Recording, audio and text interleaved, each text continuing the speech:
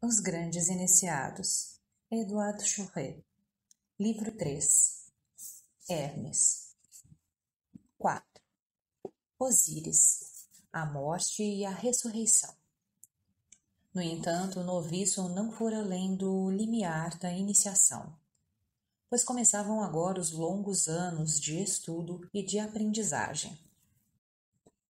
Antes de chegar à Ísis Ucrânia, ele devia conhecer a Ísis terrestre, instruir-se nas ciências físicas e androgônicas. Seu tempo se dividia entre as meditações em sua cela, o estudo dos hieróglifos nas salas e nos pátios do templo, tão vasto quanto uma cidade, e as lições dos mestres. Ele aprendia a ciência dos minerais e das plantas, a história do homem e dos povos, a medicina, a arquitetura e a música sacra. Nessa longa aprendizagem, ele não devia somente conhecer, mas transformar-se, ganhar força por meio da renúncia. Os sábios antigos acreditavam que o homem somente possui a verdade se ela se tornar uma parte do íntimo de seu ser, um ato espontâneo da alma. Durante aquele profundo trabalho de assimilação, o discípulo era deixado sozinho consigo mesmo. Os mestres não o ajudavam em nada, e muitas vezes ele se espantava com sua frieza e indiferença. Vigiavam-no com atenção. Submetiam-no a regras inflexíveis.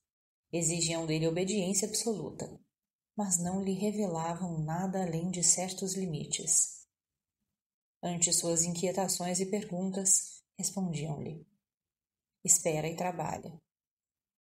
Vinham-lhe então revoltas súbitas, arrependimentos amargos, suspeitas horríveis.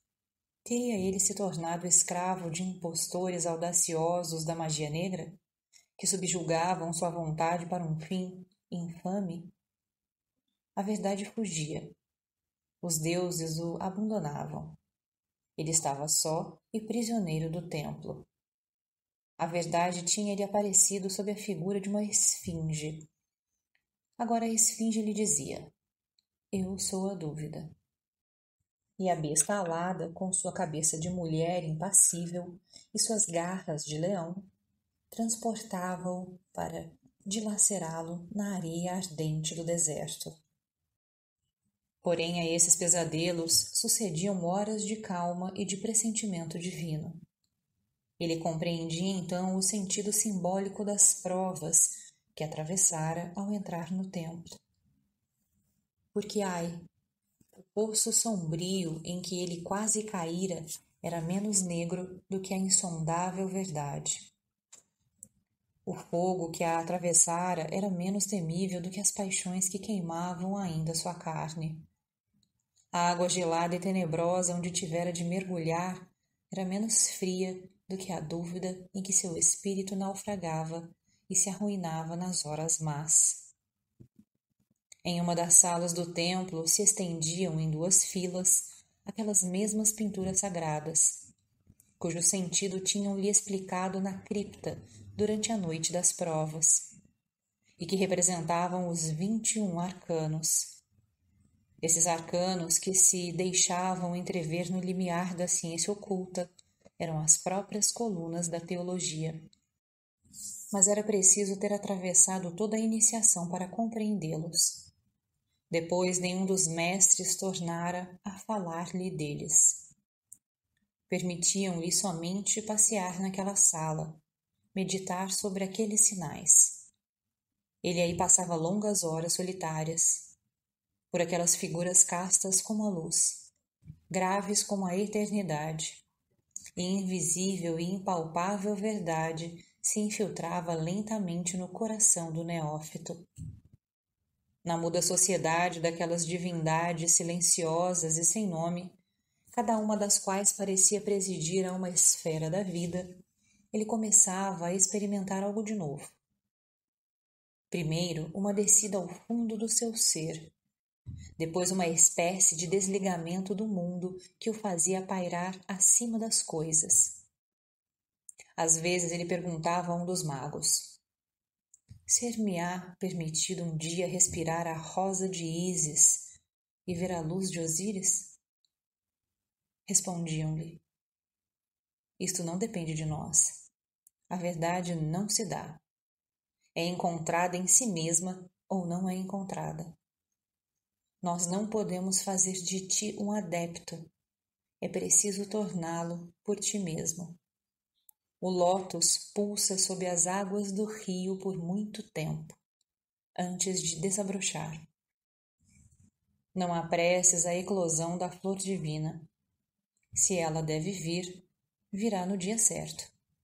Trabalha e ora. E o discípulo voltava aos estudos, às meditações, com uma alegria triste. Ele sentiu o encanto austero e suave daquela solidão que passava como um sopro do ser dos seres. Assim corriam os meses, os anos. Ele percebia operar-se em si uma transformação lenta, uma metamorfose completa. As paixões que haviam assediado sua juventude se afastavam como sombras, e os pensamentos que o acometiam agora sorriam-lhe como amigos imortais. O que ele experimentava, por momentos, era o desaparecimento de seu eu terrestre e o nascimento de um outro eu, mais puro e mais etéreo. Com esse sentimento, acontecia-lhe prosternar-se diante dos degraus do santuário fechado. Então não existia mais nele revolta, nem desejo algum, nem arrependimento. Havia apenas um abandono perfeito de sua alma aos deuses, uma oblação completa à verdade.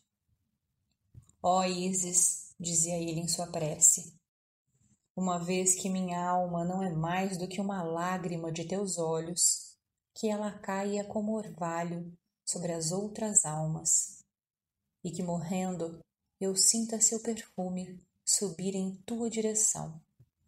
Eis-me aqui, pronto para o sacrifício.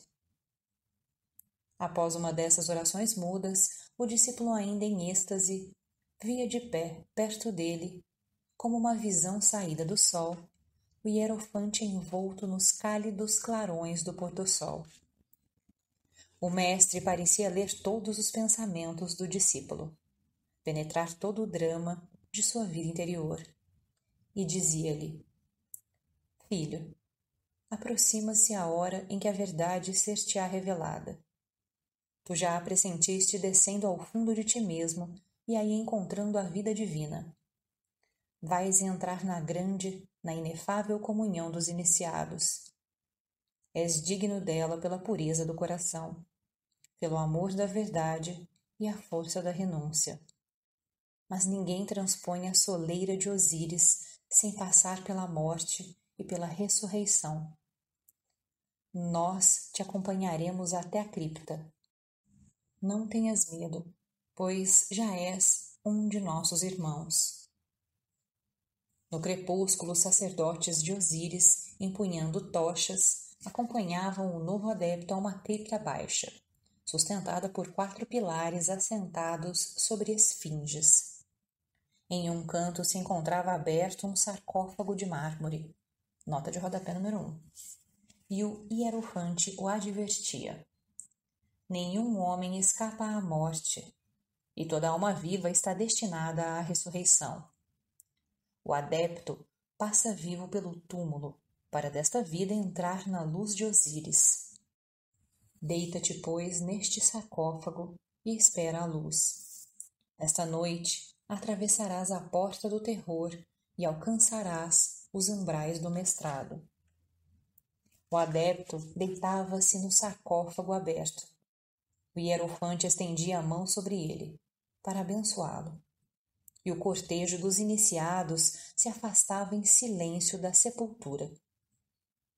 Uma pequena lâmpada deixada no chão ilumina ainda, com sua luz incerta, as 4 esfinges que sustentam as colunas atarracadas da cripta. Um coro de vozes profundas se faz ouvir, baixo e velado. De onde vem ele? é o canto dos funerais. Ele termina. A lâmpada lança um derradeiro clarão. Depois se extingue completamente. O adepto está só nas trevas.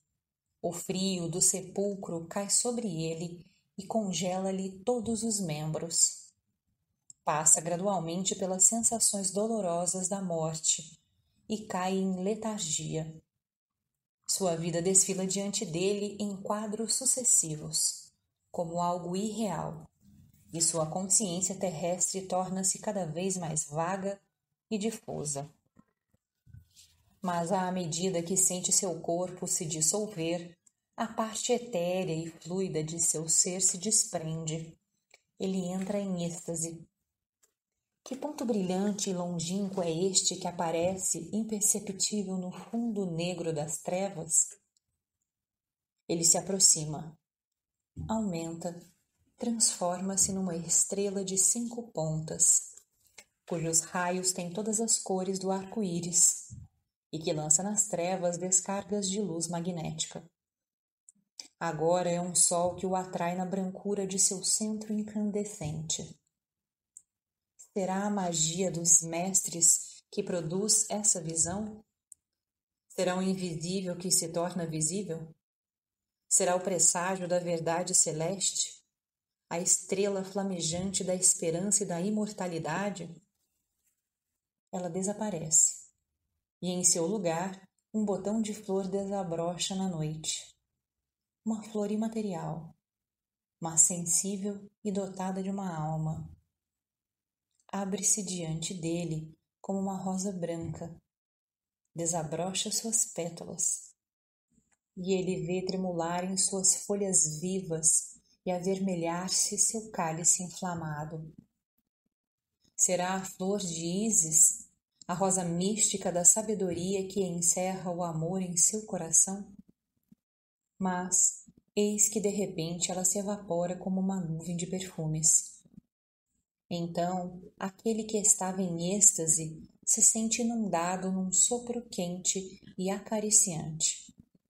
E depois de ter tomado formas caprichosas, a nuvem se condensa e se transforma numa figura humana.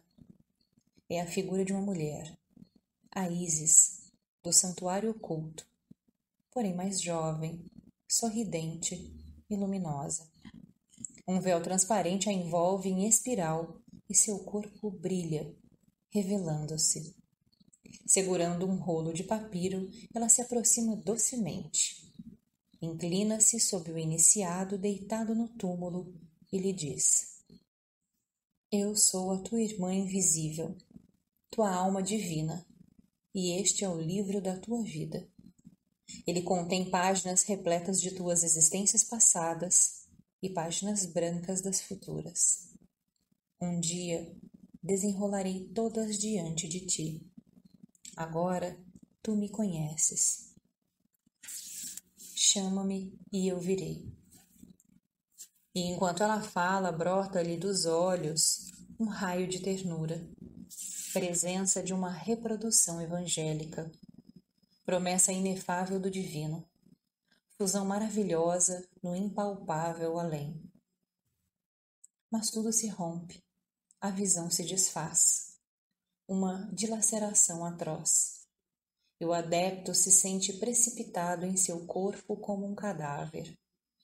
Volta ao estado de letargia consciente. Círculos de fogo apertam-lhe os membros. Um peso terrível comprime seu cérebro. Ele desperta. E de pé diante dele está o hierofante, acompanhado dos magos. Rodeiam-no, fazem-no beber um cordial e ele se levanta. Proclama então o profeta: Eis que surges ressuscitado. Vem celebrar conosco o ágape dos iniciados e conta-nos tua viagem na luz de Osíris, pois de hoje em diante és um dos nossos. Transportemo-nos agora, o hierofante e o novo iniciado, ao observatório do templo, do tépido esplendor de uma noite egípcia. Lá o chefe do templo fazia, ao adepto recente a grande revelação, narrando-lhe a visão de Hermes.